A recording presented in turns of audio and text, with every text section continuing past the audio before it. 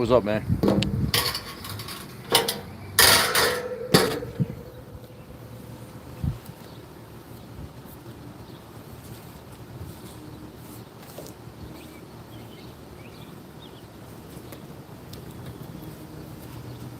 Take some corn, throw it on the grill over here.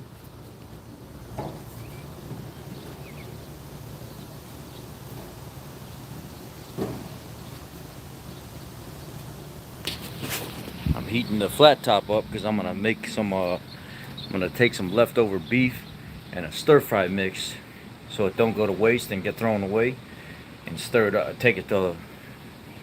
Maybe I'll take some of it to work with me tomorrow. Anyway, how y'all doing?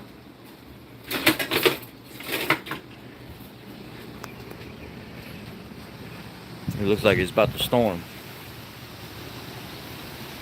Got a tornado come through Indiana. That wind is starting to pick up here too, so we might not get much out of this live tonight. Especially if it keeps doing what it's doing right now. But we'll try. It looks like it's trying to rip the damn flag right out of the holder.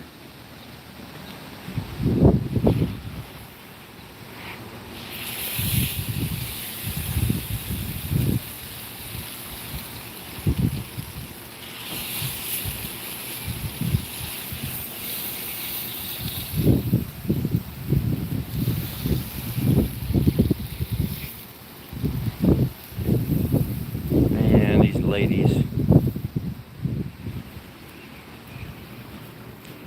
you know how it is when you got other people that use your equipment. Let's just put it not of the male type, and they don't like to clean up after themselves. Yeah.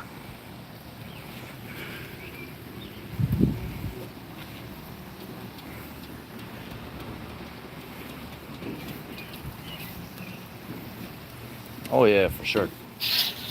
I ain't wasting no steak.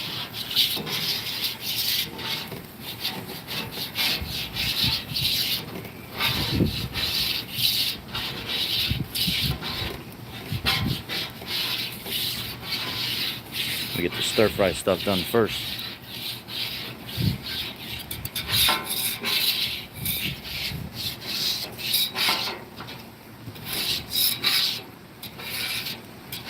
I wish they would have cleaned this off when they were done the last time. They did not clean it off. Sorry, I don't mean to put you all up on my face, but I ain't got nowhere where else to put you right now. Hold on. Put you on top of this thing.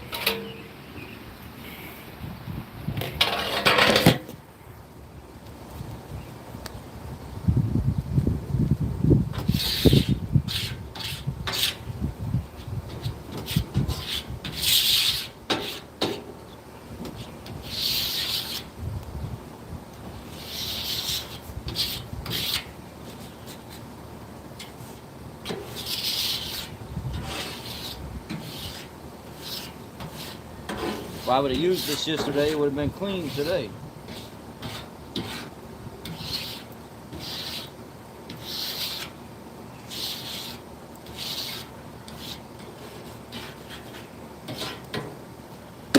But I didn't use it yesterday.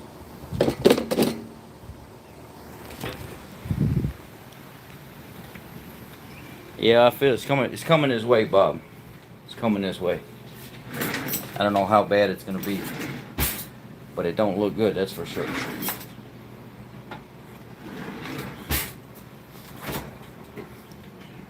Let me take a little mini stick of Land O'Lakes butter.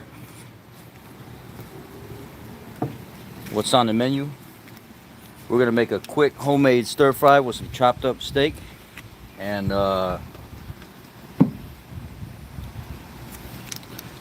I got some corn on the grill over here. Come on now. I started some corn here. I got a tomahawk that's going on tonight. It's my last night alone, so the peace and quiet is going to go away tomorrow. So I figure I'm going to enjoy myself.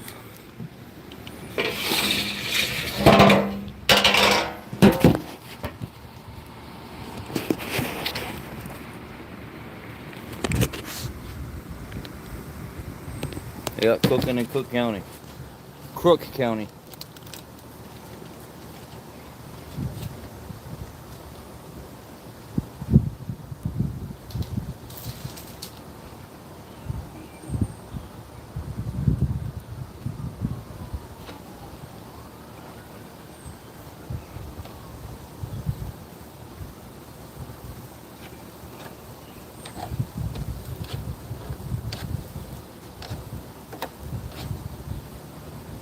Got some butter on it.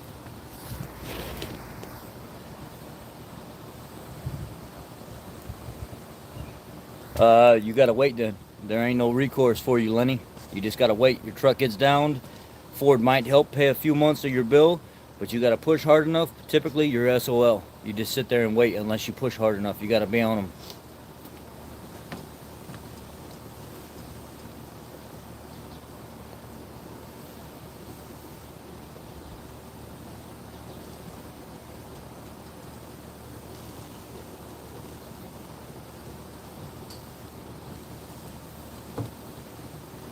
Somebody said the other day, dude said, "Hey man, I'm worried about you. You're getting chunkier." Brother, I've been just as chunky forever now.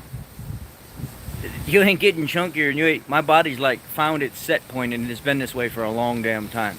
I can't believe somebody felt so comfortable to tell me, "Hey, have you noticed you haven't been losing weight? I'm worried about you."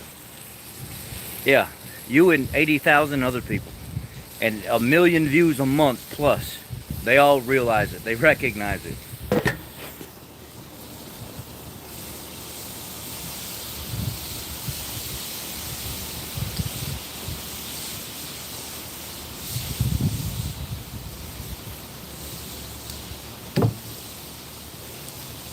And here we're going to use some Dano's spicy seasoning.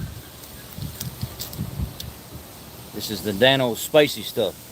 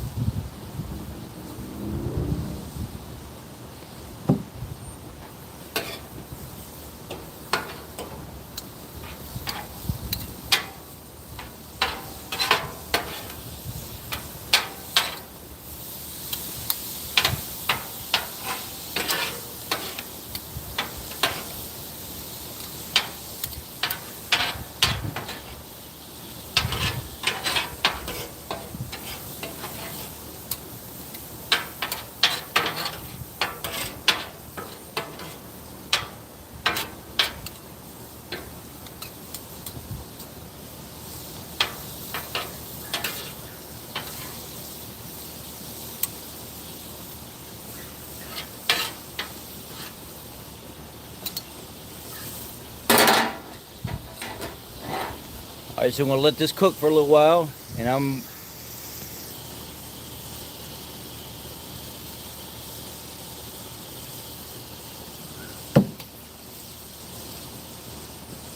going to hit up that tomahawk. I'm going to hit up that tomahawk with a little bit of Dano's.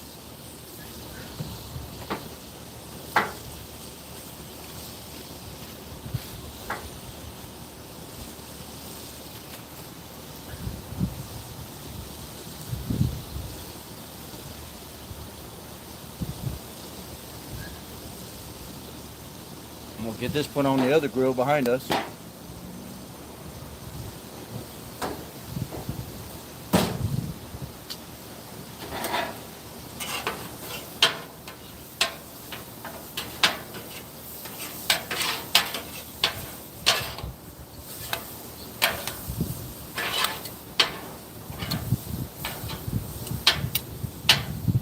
This is some cabbage, some broccoli, some celery, some carrots.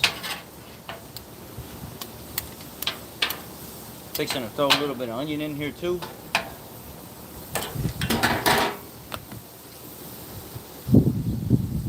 Hell yeah, 90 weight.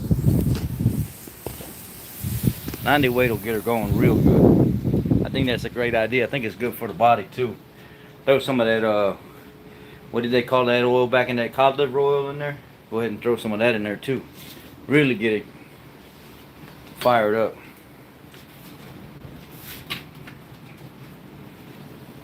Come on now. There we go.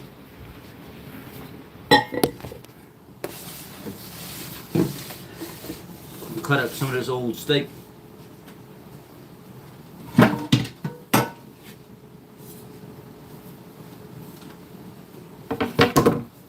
Are you scared, Senorita?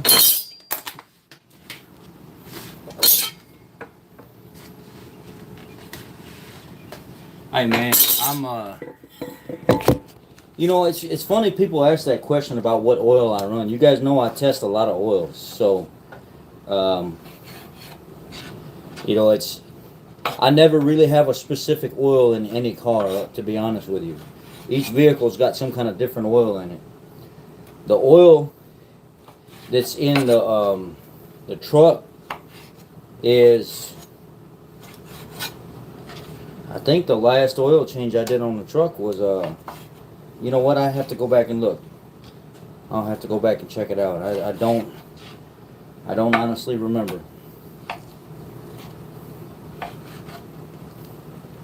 I thought it was dealer bulk oil, but I think I'm wrong. I thought it was something else. And I don't run 5W20 in my vehicles no more. All my vehicles they're all 5W30.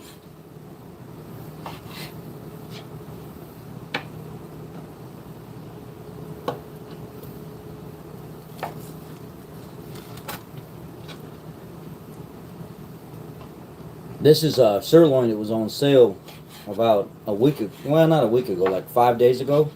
And before it goes bad and rots, I said, you know what? I'm going to cook it up. Put it in that stir fry out there.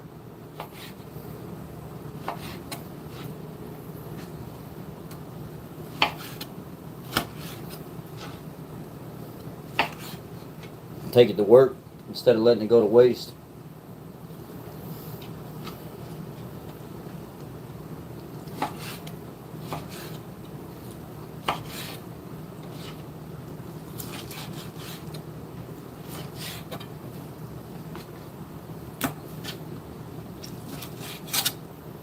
We had the fellas from work over. I threw a pool party yesterday for my work people because they've been doing so well. They've really been doing a great job taking care of the customers, fixing it right the first time, no comebacks, really making me look good. The business has increased profit about 30% since I've been there, which is extremely well. So everybody's happy with my performance and how I'm doing things. So it must speak for itself. And it's only going to get better. Let's see this. No. In your 250. What are you running in your 250 now? You just got a 6.2?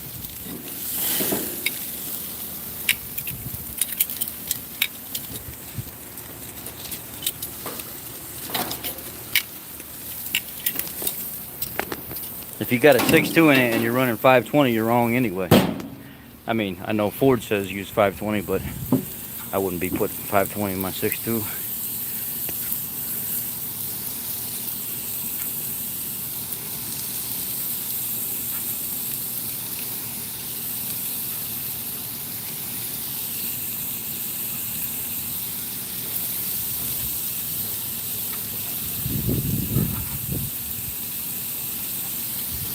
I mean, it says to run 520 in a Coyote V8, but I wouldn't do it.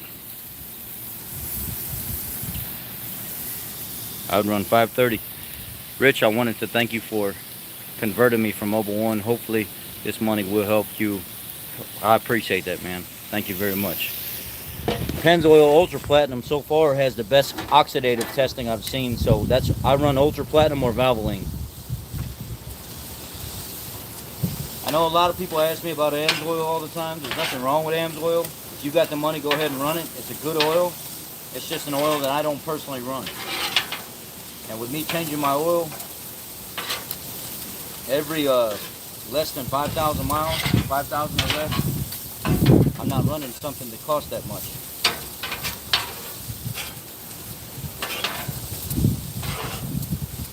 But it is a good oil. You want one of the best oils, AMSOIL's up there. I think it's in the top 5. It's just not an oil that I prefer, to be honest with you. And you see, none of my friends push me to say that, even though they're avid AMSOIL users. Aaron likes AMSOIL. Anthony likes AMSOIL. You know, I'm just not an AMSOIL fan. I think they make a great product. It's just not for me. I find that I like the way my vehicles run better on Redline than AMSOIL.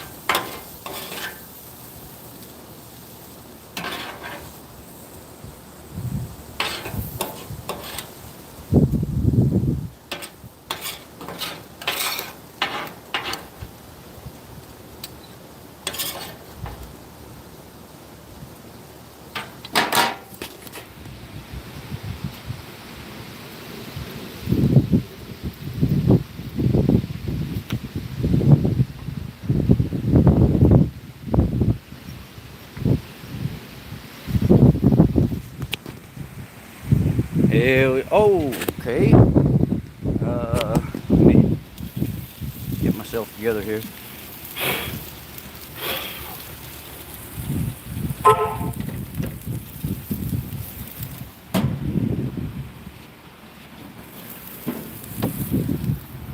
My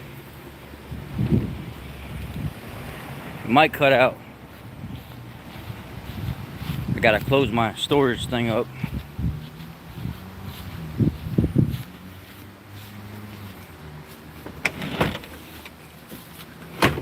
Looks like the boys, when they were over here yesterday, didn't completely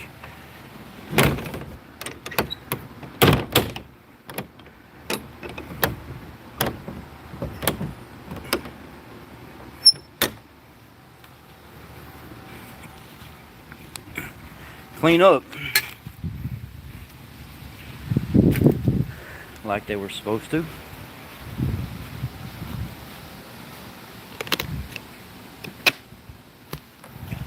Alright, let's go back to the house. Over here, I want to do one more thing before I finish. Alright, set this down right here on the table.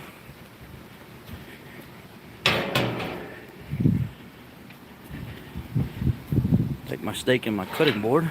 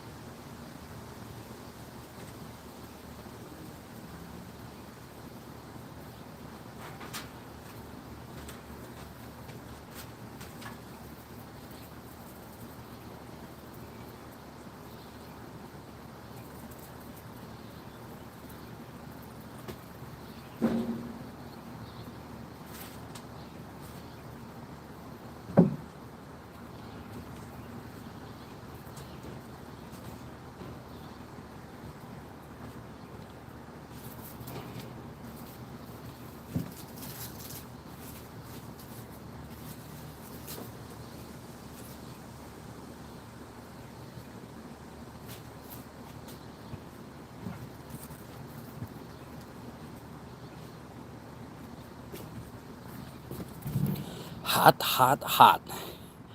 Shoo, it's hot.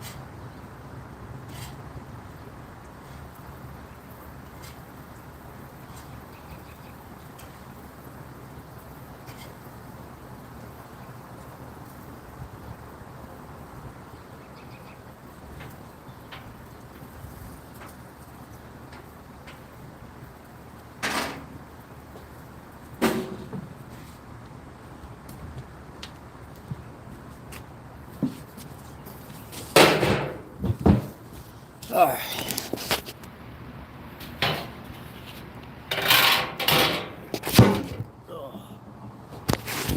Let me see here. I got something going over here on the flat top. I didn't want to show y'all until it was done. Something I'm playing around with, trying to get it right, and it ain't super healthy. I can tell you that right now. It ain't super healthy.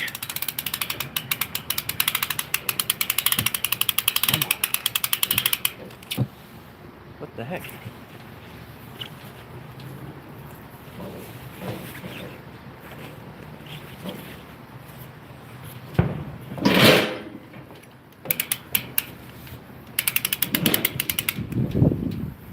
Give me a sec. Something's wrong with this thing.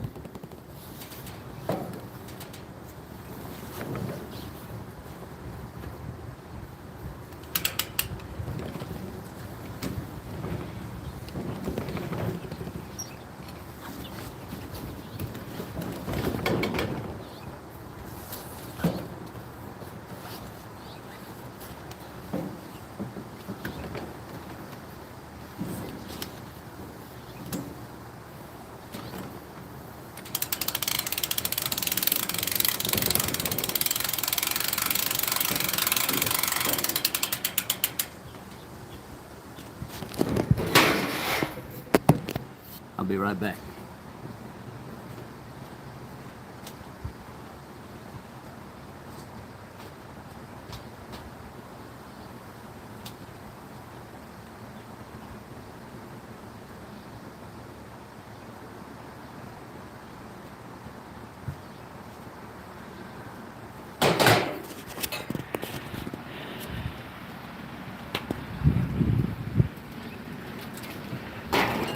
I call these fried biscuits.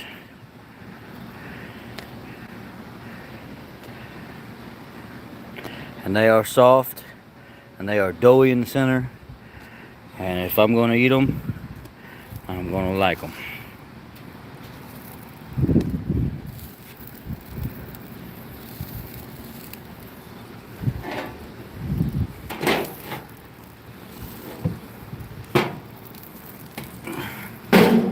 Uh-oh, starting to rain.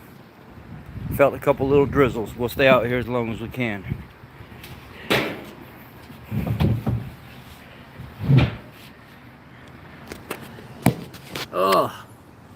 Now we can talk about questions and such. Cheers to you.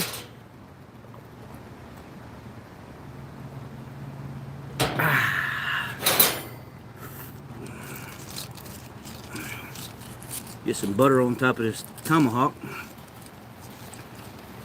Man, it ain't gonna give me no time. The rain's already here. The heck with it, I'm gonna tough it out, see what happens. It's here right now. But I ain't getting hit by it now because I got the umbrella above me.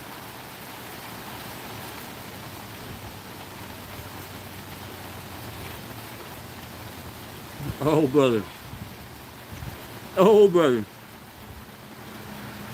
That's good. That's a good biscuit.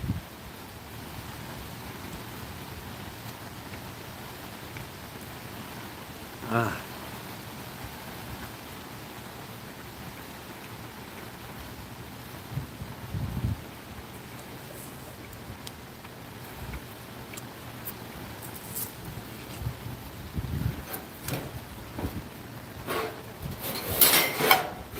Show you what the inside of that tomahawk looks like.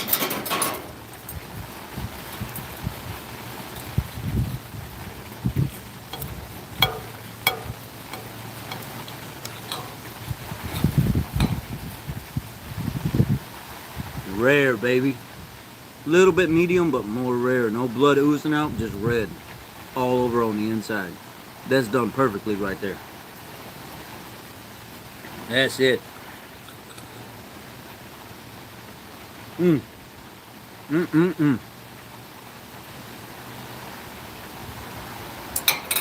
not catching what everybody's saying.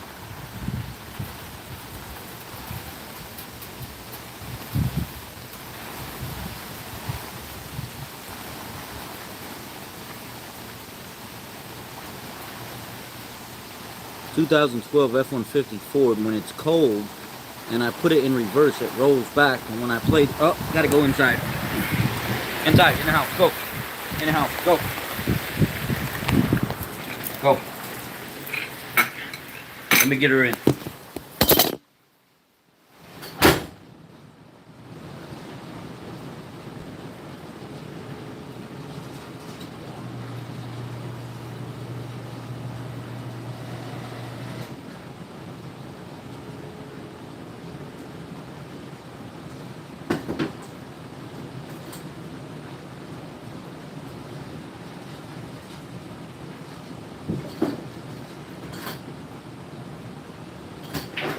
Go. Go.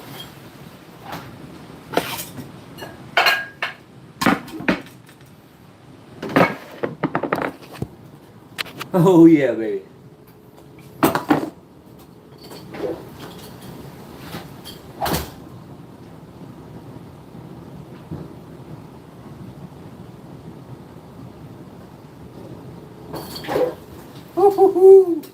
It is pouring. It is a pouring out there. Go. Go lay down. Go.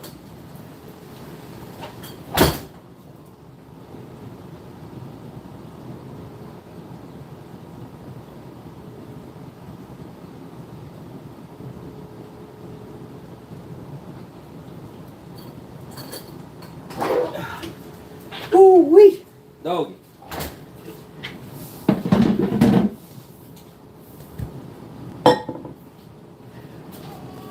Go, go.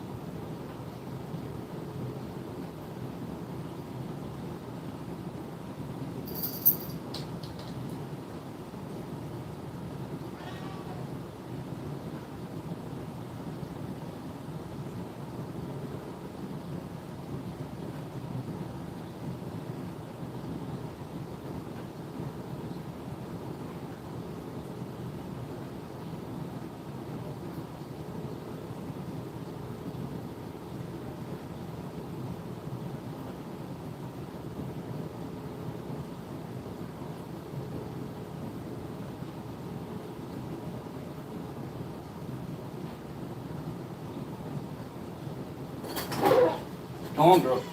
Go on, go. Let me go put a different shirt and pants on real quick. Go.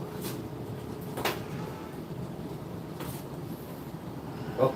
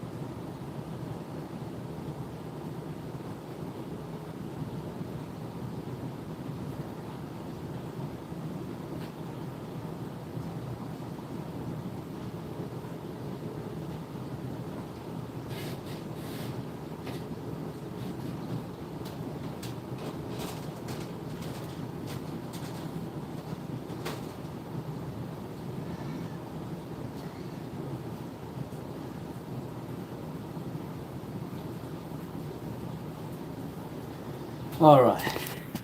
Wow. That was, I covered. I'm still wet. Come on, baby, go. When it's raining like this, she gets scared and she wants to be up underneath my feet, and it's uncomfortable because I can't move without falling over. You guys know I have knee problems. So she gets nervous and scared and she wants to stay at my legs, and I'll trip over her and fall.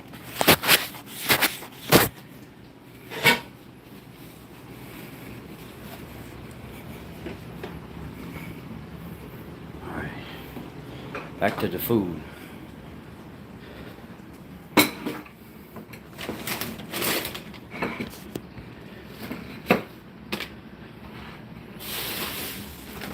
So I put y'all right here.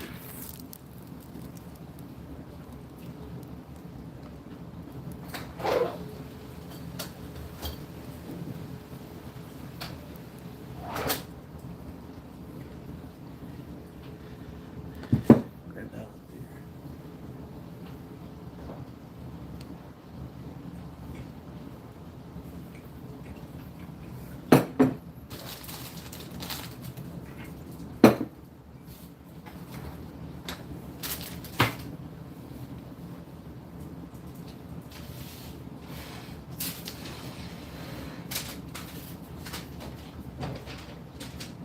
Go lay down. Go.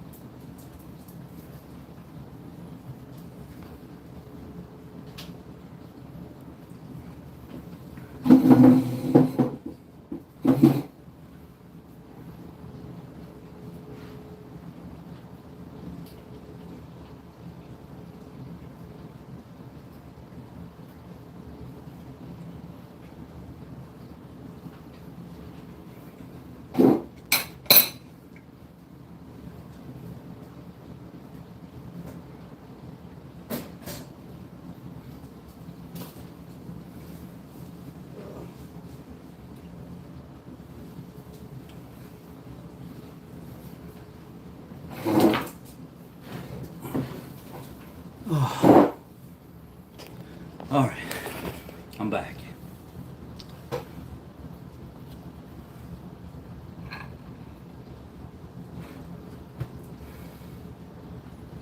That milk is no good. The reason that milk is out because that milk's going in the garbage. What I do is I buy a gallon of milk here and nobody drinks it. The kids don't drink it. My fiance, she won't drink it. I'll have a little bit every once in a while, but nobody drinks it fast enough. And that date on that is June 20th. So I went out and got another gallon today, so she had it for tomorrow when she gets home from vacation. We waste so much damn milk, it's unreal. And then when we get a half gallon of milk, we will need more. And when we get a whole gallon of milk, we won't drink it all.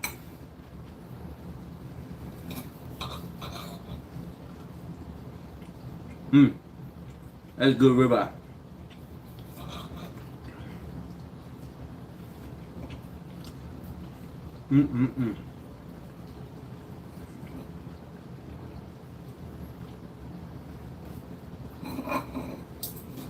And then we'll get, everybody wants lunch meat, right? So I get the little one, she wants her Sara Lee turkey and stuff like that. So I'll get her Sara Lee turkey, and I'll get the missus her American cheese, and I'll get my bologna and stuff like that. Normally, I'm pretty good about eating my lunch meat because I like bologna. I like just a good old classic American bologna. Scott Peterson bologna is what I eat.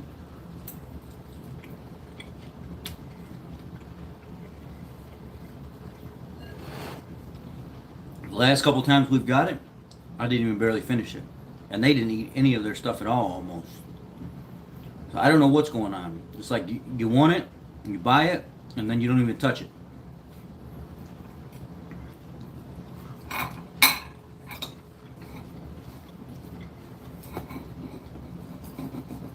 Here, I'll give you something. I'll give you this bone, girl. You want a treat?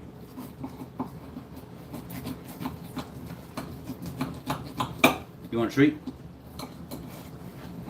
Hey, you want a treat? Will that calm you down?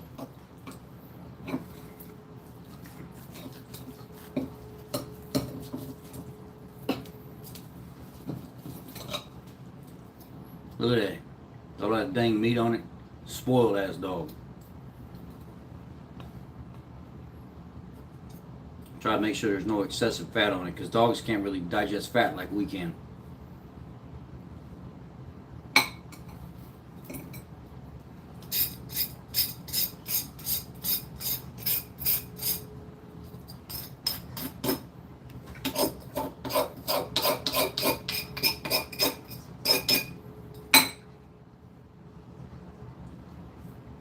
Go. Oh yeah. She wanted it all right. She said, I'm doing good. I'm living good right now.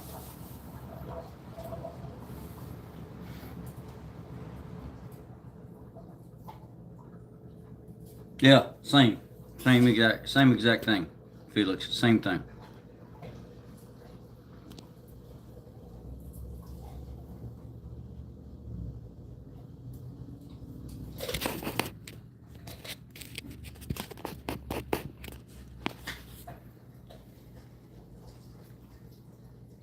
Come on over, Mark. I got beer for you too. I got corn. I got fried biscuits for you. Come on over.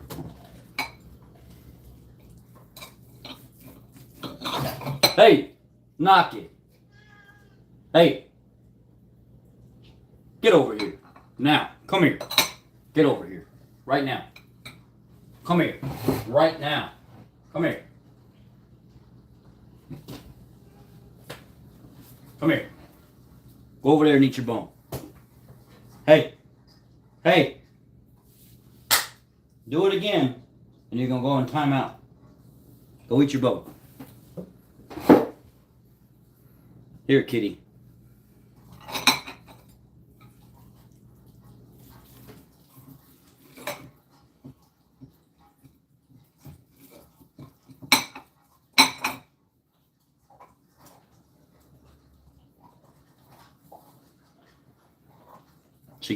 She gets angry when she gets that bone in her mouth. The cat don't even want to touch the bone. Just could be like a foot away, 2 feet away, not even wanting to grab it, and she'll snap.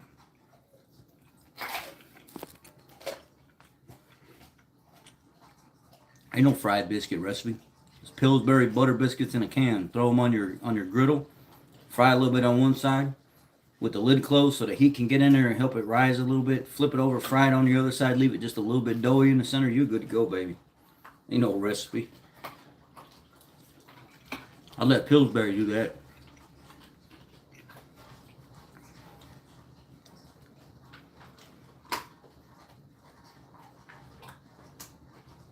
What message are we talking about? I mean, ain't nothing wrong with that. What?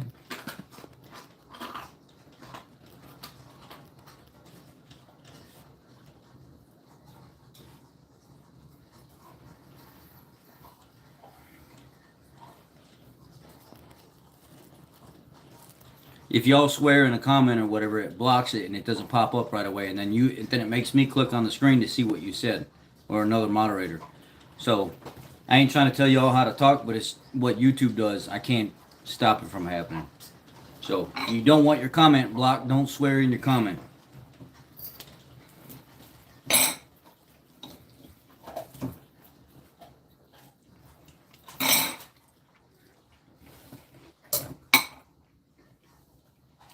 Here, kitty.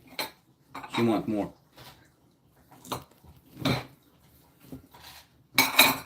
Gato.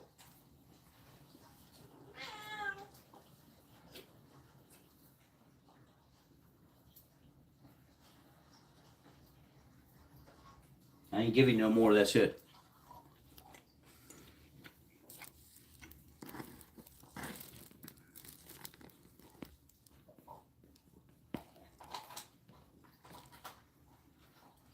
Do I see the new used market crashing anytime soon? I mean, you know what? There's a lot of odd things going on in the world, and my mind hasn't been on the market because of everything else that's been going on.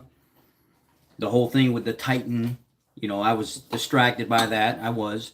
While there was a bunch of stuff going on overseas in Russia, and then there was a bunch of stuff going on with BlackRock, and a bunch of stuff there's just all kinds of crap going on right now. I can't even focus on one thing anymore. I'm just trying to block everything out and not even think about it. Bob sent me a thing from Fox News where they are covering a lawsuit that they're trying to do or something like that against Ford for that 2020 and above, 2020 to 2022 or 23 Ford Explorer rear bolt fracture. So I want to talk about that a little bit tomorrow. There's just a lot of stuff going on. I noticed the price of the Panther platform cars, like the Interceptors, the Grand Marquis, and stuff like that. Just a few months ago, they were double what they are right now. Now, all of a sudden, the prices have plummeted. And now you can go pick up a Grand Marquis, an Interceptor, or a town car now with like 100,000 miles on it. Before, where it used to be $4,000 or $5,000, now you can get them all day for like $2,500 everywhere. I was looking at like 4 or 5 of them over the last week, and I was like, man, I want to buy all of these right now just to say they're mine, and I have them. And if a car breaks down and it's disposable, well, I only paid $2,500 for it. I got my money out of it. Get rid of the car, auction the car off on a channel, do a giveaway on the channel, and I got 4 more sitting there. The Panther platform cars right now have plummeted in price. I was looking at one the other day, it had 80,000 miles on it, and it was like freaking mint. And the guy only wanted $4,200 for the car, and I was like, are you kidding me? That is crazy how the prices just dropped off out of nowhere.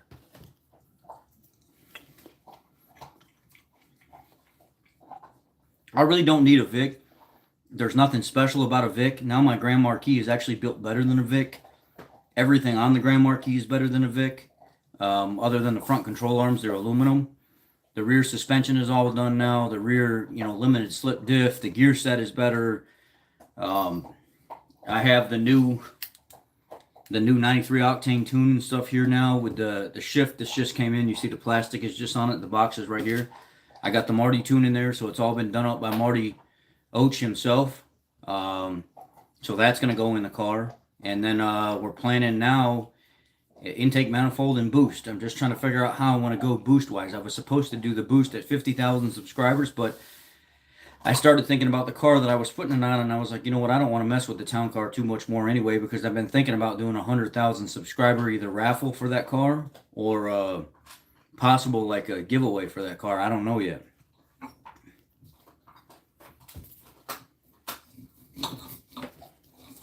What I do want, though, more than anything, that I've been thinking more about lately, and I know a lot of people think I'm probably silly for doing it, because the Marauders really didn't make a ton of power compared to the 2-valve 4.6. They weren't extremely fast, like everybody's like, oh, you should go get a Marauder. Well, look at the specs for a Marauder in 03. It was like 270 horsepower and 300 foot-pounds of torque or something like that, 310, 315. Well, a Crown Vic from that era was still 240, 239 horsepower, 280 foot-pounds of torque. There was not very much difference between the two. Yeah, the Marauder can do a lot more with how it's built. It can handle more power and stuff, but I can do that with a two valve if I really wanted to, and it cost me much less. Not, I mean, much less fixing it when it gets destroyed. Um, I was looking at one online not too long ago. There's a guy that in Ohio that's got one, and it only has like 130,000 or 140,000 miles on it. And he said up until like a week ago, it ran extremely well. But then when he was driving, all of a sudden it developed a knock. And he's afraid of what he's going to get himself into trying to fix it. So he says, I just want to get rid of the thing. If somebody comes with like $4,000, the car is yours, it's drivable, it starts up, it's got an engine knock, and I don't want to even get into it to figure out what's wrong with it. I want to be done with it. Even the prices on the Marauders have went down. They were like $15,000-$20,000 plus. They're like $8,000, $9,000, $10,000 right now. So the prices are obviously going down.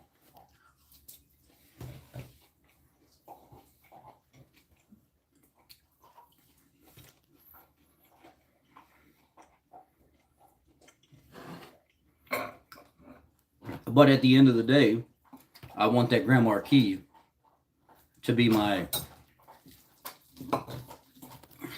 everyday cruiser for performance.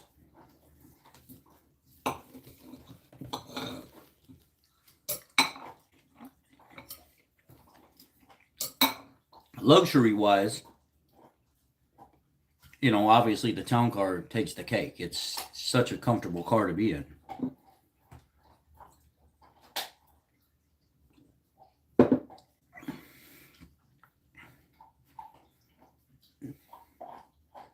Man, I've been looking at all kinds of cars lately. I've been looking at motorcycles and stuff. I've been thinking to myself, well, maybe I'll just get a motorcycle. I used to ride back in the day. Maybe I'll just get a motorcycle to go back and forth to work. But the prices of motorcycles are still up there a little bit. They used to be a little bit lower than they are now, but they're still up there. Because of gas prices, these people know that they're going to get what they want for these motorcycles. You know, I was looking at bikes that used to be $4,000, $5,000, $6,000. They're wanting like $9,000 and $10,000 for these bikes now. What's better, town car or Impala in 2000? Town car all day.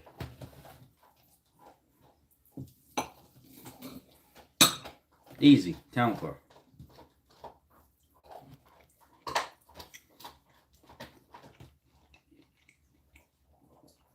Hey, let me see that ball. All right, you're done. You're done. There's nothing left. Go on. There's not. No. No, you're done. Go. Go. Go on. There's nothing left on the bone. You're going to hurt your teeth. Go lay down. Go.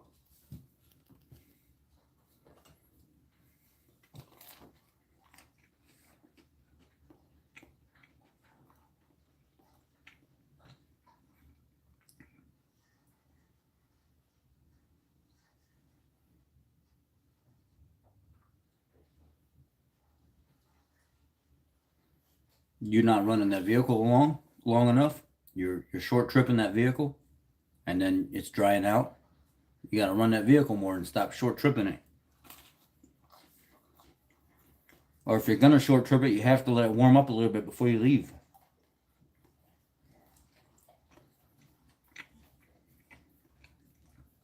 Kitty's been doing good. I got her on that thyroid medicine every single day. I give it to her every morning.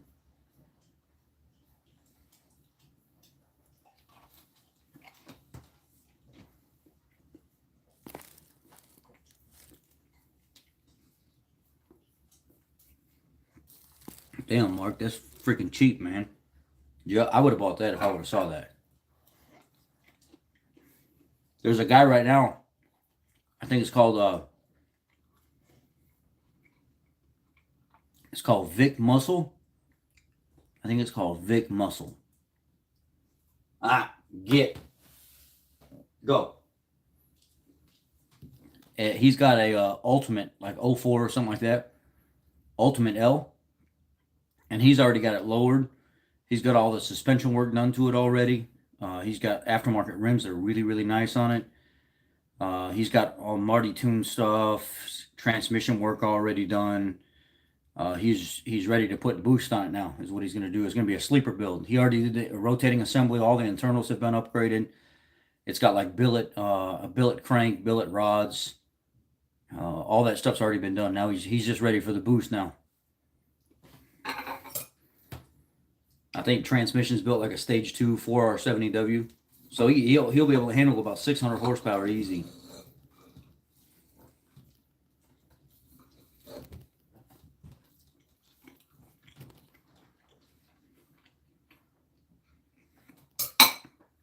I'm gonna go get some of their stir fry.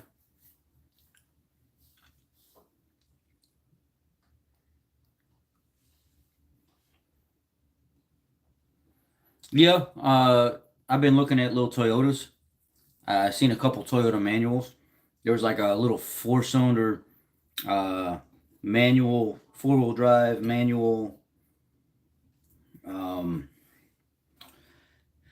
It was a Tacoma, an older Tacoma, like a mid-90s or an early 90s. I really liked the way it looked, but it had a couple rust spots that I was concerned about. But I really liked the way this thing looked. It only had like 130,000 miles on it, and the truck looked absolutely fabulous. And I was like, man, that would be perfect to get back and forth to work every single day. It'd be better on fuel. But then I thought, maybe I'd like actually a manual. I'd really like a manual Ford Fusion, a 2.5 liter Ford Fusion from like '06. '07. Phenomenal. I'm talking phenomenal fuel mileage and just peppy, way peppier than any 4-cylinder Toyota I've driven. And I've only been in one of them my entire life, and it was a really rare build. The lady ordered it that way from the factory, I think, is what she told me. She wanted a manual 4-cylinder, and she got it in a 2006 Ford Fusion. And I was like, wow, this thing drives absolutely beautiful.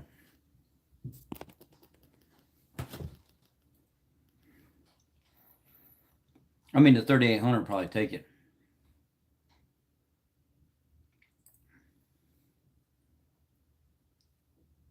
Prius? No, I wouldn't touch a damn Prius. I'm not. I won't own anything that has to do with electric right now. Not right now.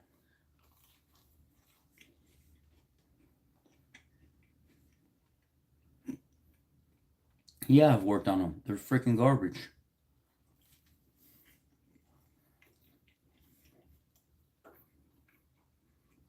I hate working on them. And most of the time, people can't afford to fix them, so they sit on the lot and they just go to the crusher, or they don't put no money into them.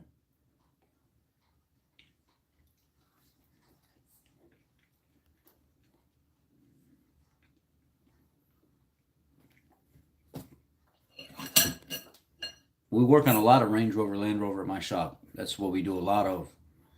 I'm about to have a tow truck come pick one up if the guy don't come get it next week. It's like a 97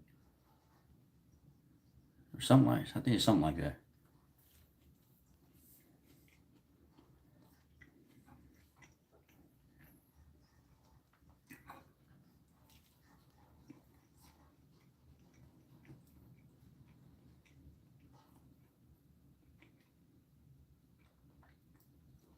I mean, if you take care of yours, that's fine. Don't take offense to me talking about Land Rover in general. I just don't like them. I don't like the electrical problems they have. I don't like the transmission problems they have.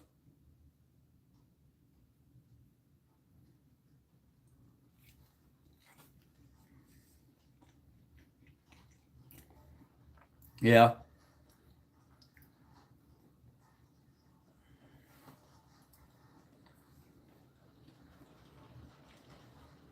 What's going on? Made some food and we got rained out. I had called the Land Rover dealer. I'm looking for a part. I'm working on Land Rover, Range Rover right now, and it won't shift out of.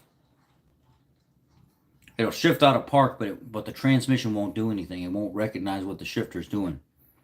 So you got to climb up underneath the vehicle, and you have to manually mess with the damn thing to take the lever off, the linkage off, everything, and then you got to shift it and hope that it'll actually go into gear, because if it's looking for something that it's not seeing from the shifter or whatever the hell it is, You can get it to move in reverse and get it to move in drive, but the electronics that go through that transmission, something's wrong somewhere and it's not jiving with. So we tracked it down to some kind of electronic issue inside the transmission. But a used transmission and then all the labor to install that transmission, huh, and the part we need is not even available. You can't get it. You got to get a used transmission with the part good in it already.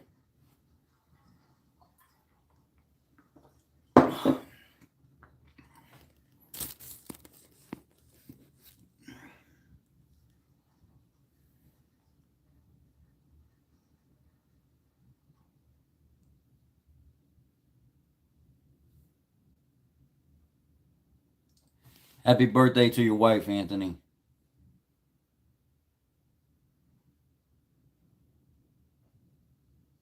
93, I don't run E85. E85 if you're trying to make power and race somebody. If you're just on the street every single day, 93.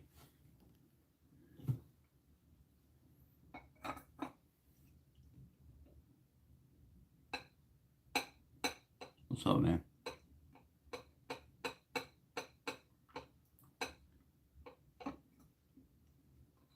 That's kind of how I am. I don't like that E85 shit. There was some old man asking me at the gas station the other day. He said something about, I notice I don't get the same mileage when I run 87. I said, yeah, you don't. If you actually factor in what you're spending in the mileage that you're losing with the E85, it's a wash. You're actually not benefiting anything. And he said, I noticed that. By the time I got to fill up and put more in it, when I count my mileage then versus what I would normally get, it's costing me the same amount of money to just run regular gasoline. And I said, well, then why are you running that E85 stuff? I don't know, because the sticker says E85 on the trunk. No, it can run E85. You don't have to run E85. And he said, oh, I figured it was the other way around. I can run regular fuel, but it's an E85 car. No, it's predominantly made to run off of regular fuel. But they changed the fuel pump, not upgrade. They changed the fuel pump and fuel lines, and they put different oxygen sensors and stuff in it and remap the computer a different way. So whenever it sees what's going on with the fuel, it can change timing and how it operates when the 85 is in the vehicle. Oh, so I can go back to running the 87. Well, yeah, you can. You should be running the 87 more than the 85 anyway. Did I go to auto body school? Yes, I did. Nitro. What about Shell V-Power Nitro? I shop at Shell. And if you're asking what body school I went to, my next question to you is, what one did you go to? And I'll tell you whether or not it's the one I went to.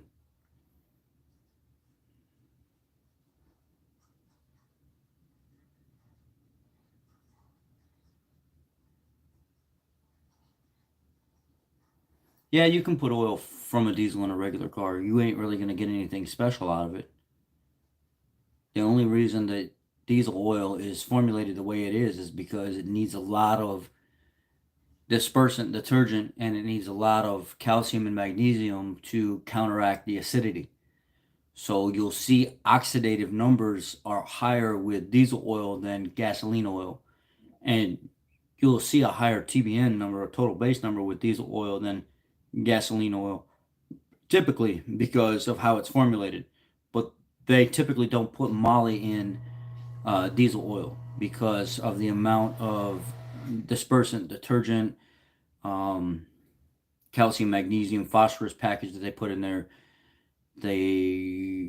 Something to do with the way the moly doesn't actually do its job with such a high add pack, something like that. It doesn't work well with it when you have extremely high numbers of calcium and magnesium or something to that extent. But most diesel oils don't show any moly. So the reason I don't run diesel oils in my cars is because a lot of people think diesel oils clean. They don't clean. It's a myth. Just like regular engine oils don't clean. You'll find some oils that have a little bit higher ester count, and esters can do a little bit of cleaning, but not enough to be able to look at it and be like, oh my God, look, it cleaned my engine so good. And in the last 5,000 or 10,000 miles, you're not going to see it like that. It doesn't work that way. It's a very long, drawn out process. So there's really no benefit in adding diesel oils to a regular car because it doesn't do anything. And you're actually taking away some of the properties that the manufacturer themselves want to be in that oil, such as moly. Why do you think Toyota oils are so high in moly? Because they see fit to have moly in their oils. Now, if you ran a diesel oil with the same viscosity rating in a Toyota car that's built with such a high amount of moly, which is the MOS2, the old version, who knows, long term, you might actually do something adverse to the vehicle instead of beneficial to it. Kitty's doing good. So yeah, you can put diesel oil in a gasoline engine.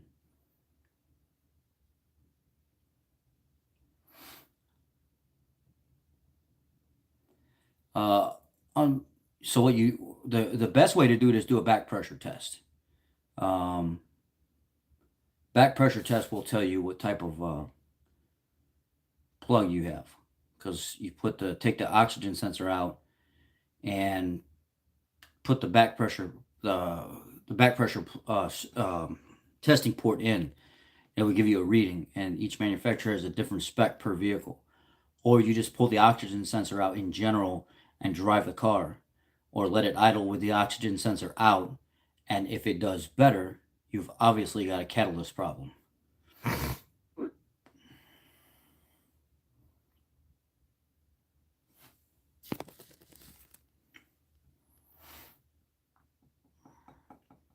The old 12 valve, yeah, it's a good engine. I seen a F350 in Missouri.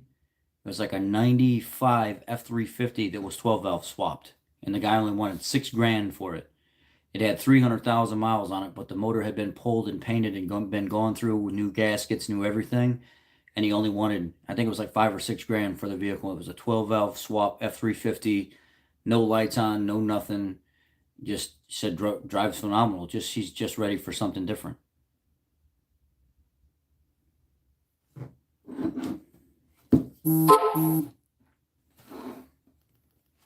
What's this guy say?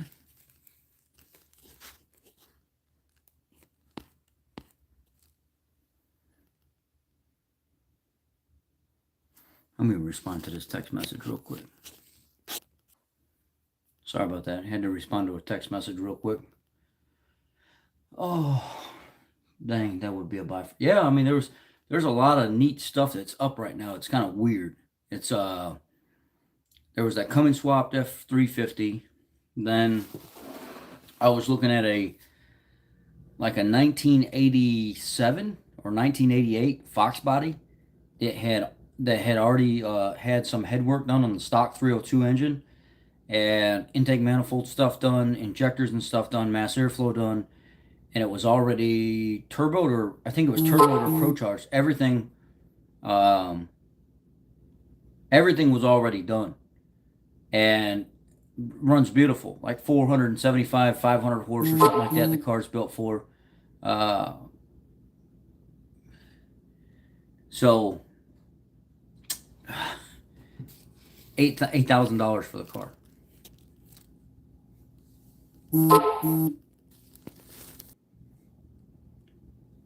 Sorry, my phone's blowing up right now.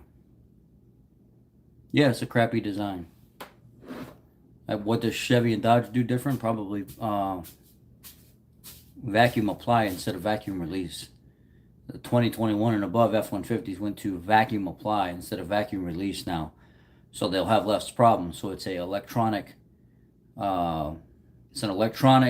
over vacuum hub assembly on the new one. That's how they should have done the older ones, but they didn't. They did vacuum over electronic.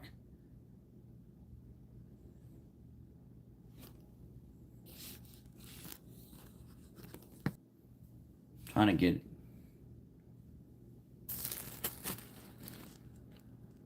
Yeah, I'll do anything.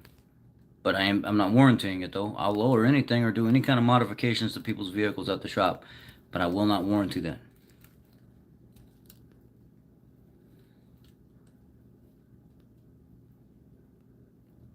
What oil do you like for a 2167 Power Stroke?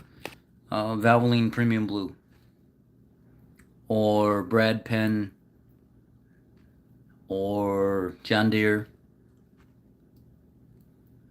Hot Shot Secret, the Blue Diamond formula or whatever it is, the full base PAO. It seems to be pretty good. Guys like that as well.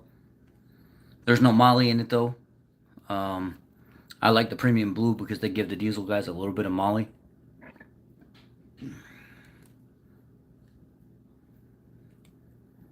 Yeah, I've worked on cab over trucks of all kind of different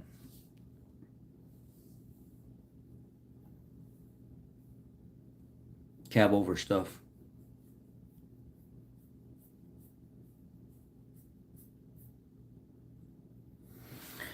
Oh, well, if y'all got some quick questions, real quick, I'll answer. If not, we've been on here for an hour now, and I don't want to be on here too much longer. I'm actually going to go play Call of Duty for a little while tonight, wind down and relax before my work week. If any of you guys want to jump on and play, you can leave a message in the comment box, and I'll shoot you my screen name. But I'm not going to be on here much longer. I want to get off of here. That rain and everything shook me up. I planned on hanging out with y'all for a while, and now it's kind of got me in that mood. I'm gonna go sit with the dog and hang out with her for a little bit. What do you think of Kias? You know what I think of Kias, Jonathan. You already know that answer. Y'all trying to get me spun up here, get me all hot.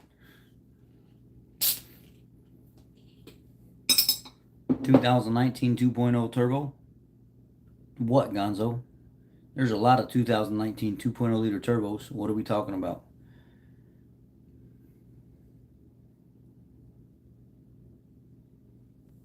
Oh, escape? Click? What kind of click? Explain the click a little bit more. What is the best way to tell if oil was changed? Indeed changed? Pull a dipstick.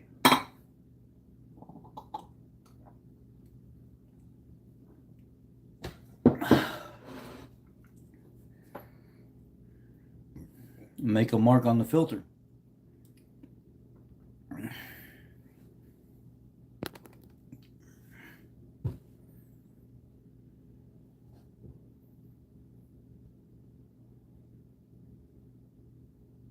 Ask the question again, Jerry. I'm not sure what you're asking me on the F-150. Remember, there's a lot of stuff going on here.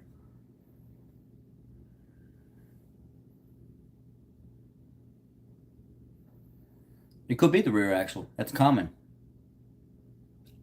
Moving sounds like that, clicking sounds like that. I've had it happen with rear axles a lot, especially on the 2020 and above Explorers. Break the axle nut loose.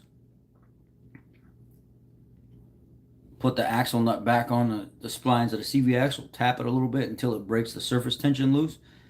Get you a pry bar and come on the back side of the assembly. Pull it through just a little bit. Pull the splines out. Paste some grease or spray some CRC grease back in there on both sides. Get your splines from the front. Torque everything back down. Clicking, a lot of times it just stops.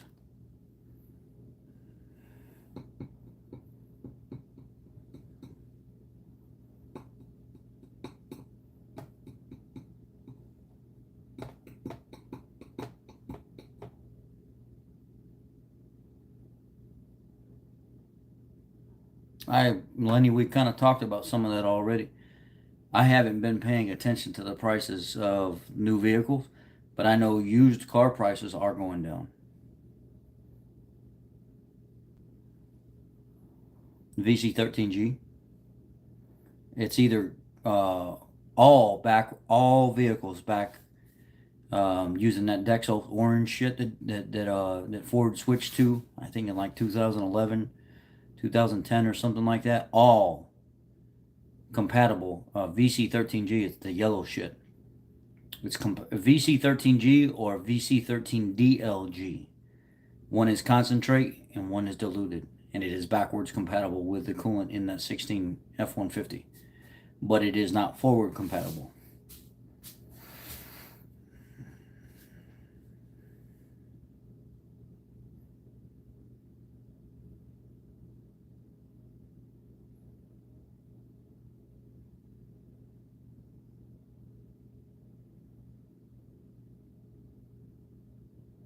Do the brakes feel like they're like nice and hard? It sounds to me like you got more of a braking problem than you do anything else. If you're hitting the brakes and it takes a couple seconds or whatever for that thing to come to a complete stop and you're just going that slow in reverse, you got a braking problem. It ain't any other problem. Somebody put the backing the plate on wrong or something like that, I'd have somebody looking at my brakes if I was you.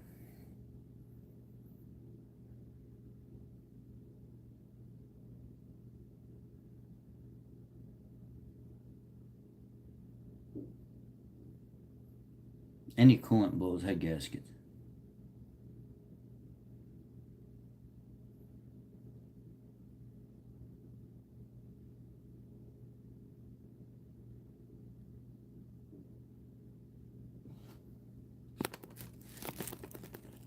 Let's see what else we got here. What do I think about Teslas? I don't like them.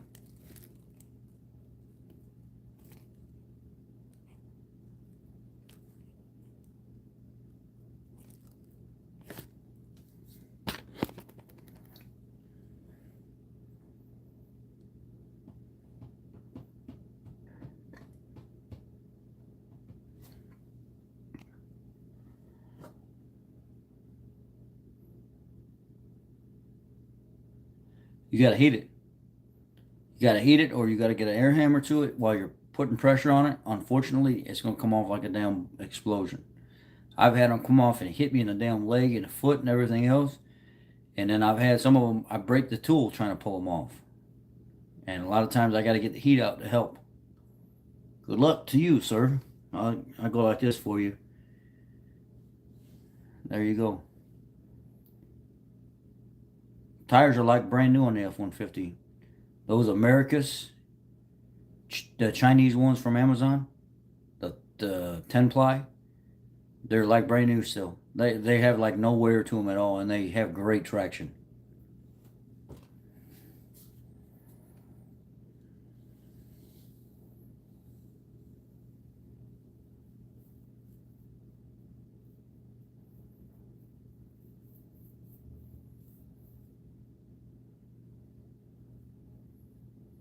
Just do a pan drop. Pan drop, change the fluid, change the filter, be done.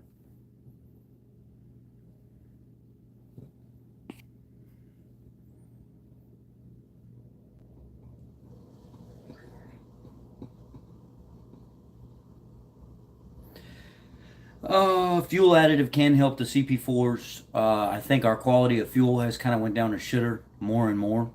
Um, you know, it just all depends. I think fuel can be an issue, but I think more than anything, putting a good additive in the fuel is key. And now that S&S has the DCR, the new pump out, you can pull that CP4 off of there and replace it with S&S's DCR, and it's a self-contained pump. So if it does have any type of failure, it self-contains it and it doesn't get into the rest of the system. So if you ever have to change that DCR out, it's $2,000 versus $14,000. So you might want to look into S&S's high pressure pump that replaces the CP4. It was just released. I think they just put it on the market not too long ago, like a week ago or so. And if you want, go to Aaron's channel at Power Stroke Tech Talk with A-Rod, and he's got a video up on installing the DCR.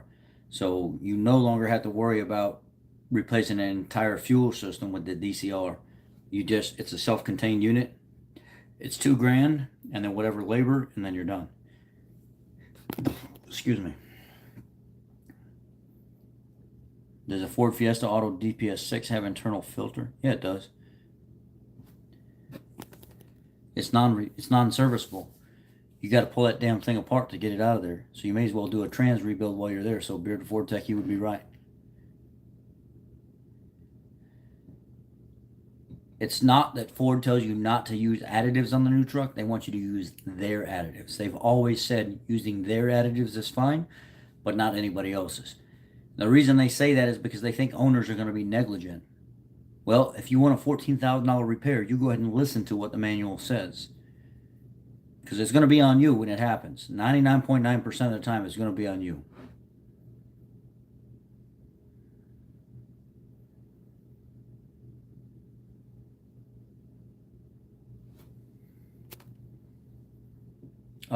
Known issue, yes, those have had quite a bit of issues with Encounter 80 and similar situations like that. Typically comes down to having to pull the transmission apart and then finding out that the 710 drum, CDF drum is shot. Bushing shot, it's slid, it's bypassed fluid. junk. It's that the valve body or rebuilding the trans, no matter what.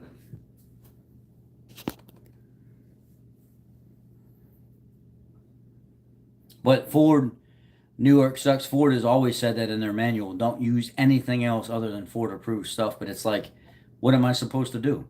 If I know that I'm putting fuel in here that may not be the best fuel for my vehicle, but this is the only choice that I have, I got to put an additive in there or else you guys are going to hit me with a $14,000 bill when everything goes kaput. So do I listen to what they say or do I not listen to what they say? If it was me, I would say I'm not listening to what they say. Because if you are putting an additive in your fuel, what are they going to do at the dealership anyway, even if you are putting an additive in your fuel? They're not going to know. They're not going to have a fucking clue. Those technicians that work on that stuff, they're there to work on that stuff. They're not there to send off samples and investigate whether or not New York Sucks has fuel additive in his fuel. That's not what they do. They're going to be like, oh, he's got CP4 failure. Let's go ahead and pull the IPR and let's the regulator and let's look and see this pressure sensor. Oh, there's no rust or anything on it. It's covered under warranty. And then they're going to ask for pictures and they're going to get your shit approved. Nobody's going to know you put additive in it anyway. They don't have a testing section in the workshop manual that says, can you dip the customer's fuel and send it off for testing? They don't do that. What's better, 05 Yukon with a 5.3 or a 2000 Ford Explorer with a 4.0? Ooh, 05 Yukon with a 5.3. Sorry, I got to go with the Yukon on that one. Even though I do love the 4.0 and the Explorer, I got to go with the 05 Yukon with the 5.3. That is a pretty stout setup right there when taken care of. And you don't have no freaking hard timing chains to replace on that one. That vehicle's like dead easy to work on. You can have that vehicle ripped apart. You can have that engine ripped apart in a couple days and put back together all new gasket and put back in that vehicle and it'd like be like brand new. You ain't doing that with a 4-liter. I tell everybody to buy, I like Hot Shot Secrets EDT.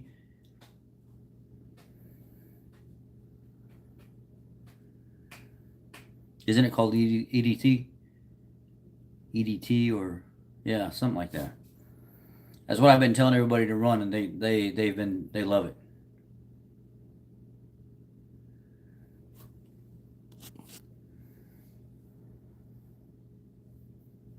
What is this here? Taking all-wheel drive edge in for driveline service Monday and PTU, also GDI cleaning. Service writer asked me what GDI meant. Oh, this is my Ford dealership. Yeah. Not a lot of people don't like, or a lot of people don't ask for GDI cleaning. A lot of dealerships don't have the ability to actually do a true GDI cleaning. So when you go to the dealership and you ask for a GDI cleaning, they're going to run some chemical through it at like, high idle or something like that, and that's going to be it. If you ask me, and you're probably going to pay $200 or $300 for the GDI cleaning. If you come to my shop and ask for an GDI cleaning, I'm pulling the intake manifold off of your car. I'm pulling everything off your car. I'm masking off the whole entire engine bay, and I am having a guy dedicate, a couple hours, probably 2.5, 3 hours to be on your vehicle, rotating the engine over one by one, and each set of valves closing, and walnut blasting the valves to make sure everything's clean. There's no real chemical unless you started doing it from 10,000 miles brand new, and even at that, it ain't going to 100% work to make sure that you're getting a true, proper GDI cleaning. It's just not going to happen.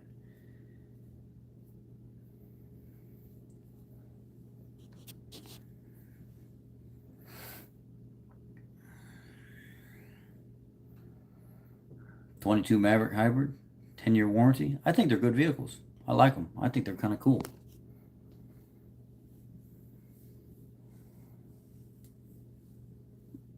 New York Sucks. He just said it right there. Hot Shot Secrets EDT.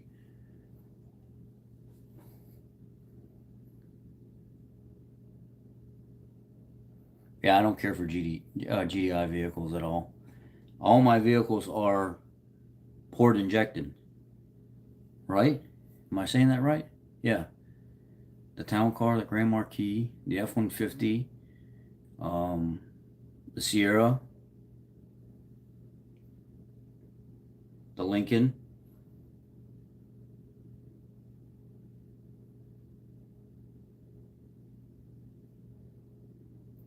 So Lincoln, the town car. No, the Lincoln, the Grand Marquis, the F-150, the Thunderbird, the Sierra. I sold the other town car I had. And there's one more town car coming, I think. Remember that town car I just had on the channel not too long ago? Well, the price went down. Dude's neighbor backed into the car. It's only got like 94,000 miles on the car, 95,000 miles on the car. And it looks like it's an Arizona car. It's already had the airbag delete with the KYB springs and shocks and everything, all new hardware. And the front end's been like looked at and gone through, and the brakes and everything have been done. His neighbor backed into the front of his car and cracked the header panel under the bumper and cracked one of the headlights. So I need an $80 header panel and then probably a $300 set of headlights and about 2.5 hours worth of work, and it'll be like brand new. And I asked him, I said, well, what can I buy the car from you for? And he said, if you give me $3,000, I'll give you the car the way it is. It runs beautiful, like it's brand new. The good thing about that town car, I am tired, you're right. Who do you admire? Who do I admire?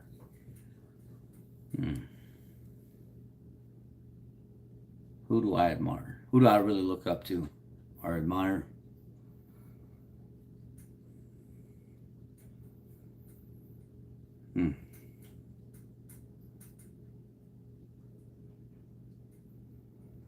Honestly, I'm gonna say this lightly because I don't want him to get the big head. But I think Bearded Ford Tech is probably one of the most underrated technicians on here because he is very patient with people. He doesn't get super excited. He's very calm. I admire his patience with people. I really do. I admire how tactful he is and patient he is, and he doesn't get crazy with people. He doesn't say negative things to them. He doesn't overreact to things like I do. He doesn't have that emotional side like I do. I think honestly, if his platform was about 50,000 subscribers more than what it is right now, he'd have more subscribers than pretty much any of us. Because he doesn't get involved in all the emotional stuff and overreacting and things like that. He's very, very, very, very calm. And even when people are super disrespectful to him, he's just like, well, all right, bud, whatever, man. You do your thing. I'm not going to get involved in arguing with you and calling you names and stuff. It's just not what he does. I admire that about him. I admire how cool and calm he is about all that stuff. So I think that that's who I admire the most right now. Is the way they keep their composure is probably Anthony.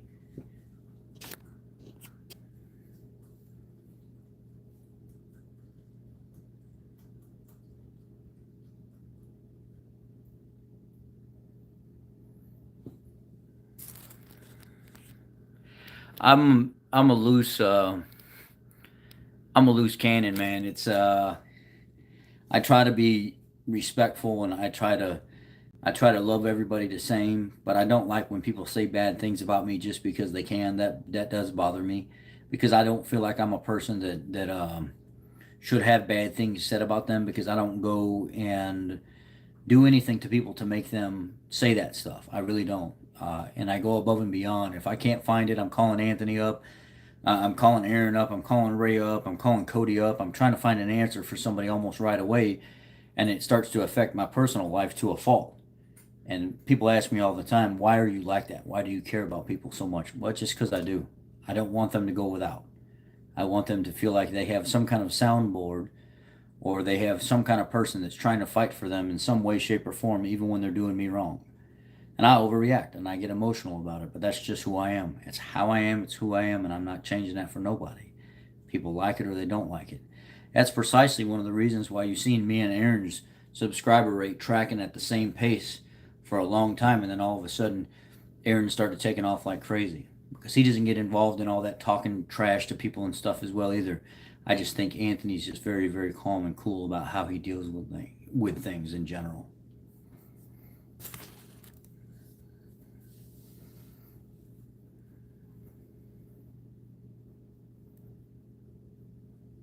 My 2006 town car surges mostly with the AC on, but sometimes with it off. Do you think cleaning the throttle body will be helpful, or should I consider replacing the AC compressor as well, or mass airflow?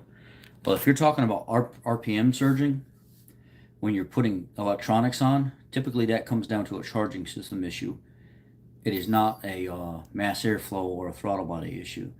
What's going on is you're overloading the electrical system and it's having a hard time keeping up with where it's supposed to be. So it's trying to increase the RPM and surge in order to get the RPM up, and then it'll do it, and then it'll slowly come back down as it regulates, and then it'll do it again, and then it'll do it again.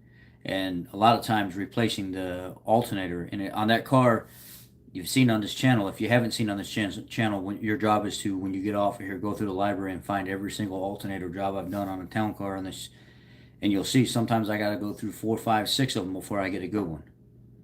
So they are a nightmare to deal with. Those town cars are extremely sensitive to alternators. I appreciate that, DT.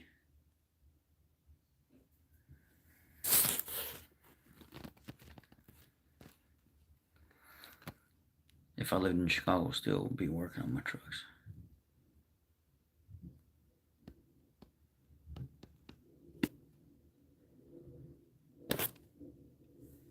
Keep a 3.5 EcoBoost going for 250,000 plus.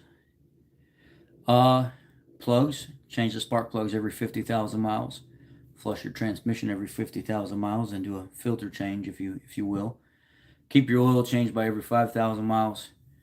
Keep your front and rear diff serviced every 60,000 miles.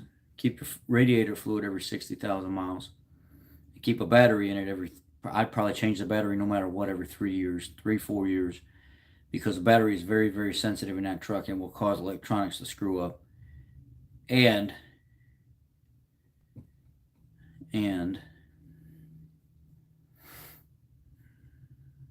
yeah, maintenance the hell out of that truck, and it'll run forever. It'll get more than 250,000 out of it if you maintenance the hell out of that truck. I've seen those trucks come in the shop with well over 300,000 miles on them, no problem at all, with people doing excessive maintenance. I'm talking, don't worry about what the book says. Don't worry about trying to save some damn money like these other hippie tree huggers out here. Do what you're supposed to do and keep it over maintenance.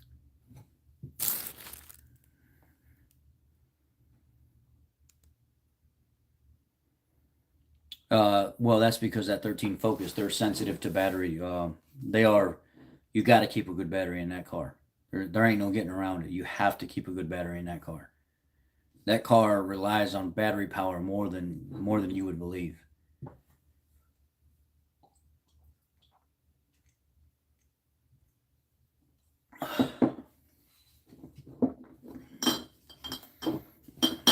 I didn't even know what this was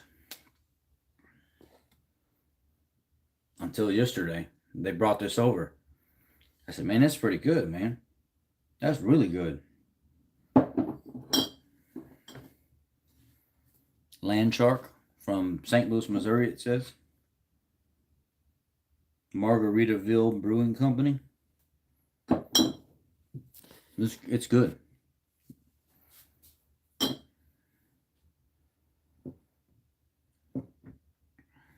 All right, I'm done. I need to get off of here. I want to clean up this mess. I wish I would have had a better dinner, but I screwed that up with this freaking rain. Nice and warm, and now everything's cold. Now I don't want to finish eating. I am going to get off, and I'm going to go play Call of Duty for a little while before I go to bed. Start the chaos next week. I will be putting the SCT X4. I will be hooking it up to the Grand Marquis tomorrow. Got the new programmer tuner in. Got the Marty tune installed. And it will be shoved into the PCM of the Grand Marquis tomorrow.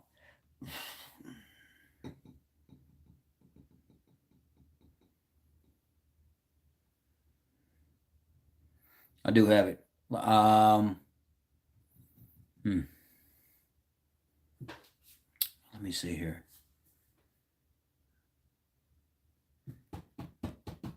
I wonder if I put it up in the morning. In the morning is going to defeat the purpose of them.